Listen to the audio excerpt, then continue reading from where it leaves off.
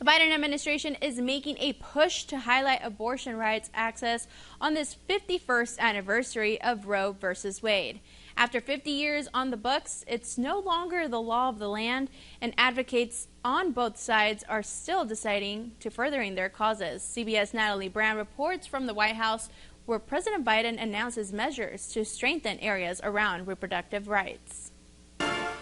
Vice President Kamala Harris took the issue of abortion to Wisconsin voters as the Biden campaign launches a national tour focused on women's reproductive rights. One does not have to abandon their faith or deeply held beliefs to agree. The government should not be telling her what to do with her body.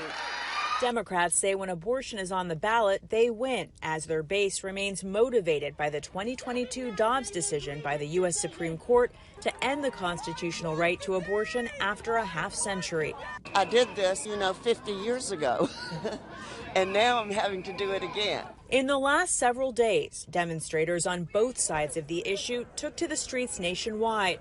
Emily Aaron Davis of Susan B. Anthony Pro-Life America says they're working for a culture change. We see that part and parcel with building out pro-life legislation, and that starts with serving mothers and saving children. But abortion rights opponents have lost every ballot measure on the issue post-Roe, leaving many in the movement feeling there's much more work to be done. Let people see that they're not alone out there and there are other choices. President Biden is drawing sharp contrast with whoever his Republican challenger will be, voicing support for abortion rights and announcing new measures around the issue.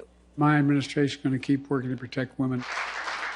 New executive orders Monday aim to strengthen access to contraception and educate healthcare providers on their rights and obligations in pregnancy-related medical emergencies. We've seen women turned away from emergency rooms. We see women forced to travel out of their state to get reproductive health care. Still, the Biden administration acknowledges reinstating Roe v. Wade would take an act of Congress. Natalie Brand, CBS News, Washington.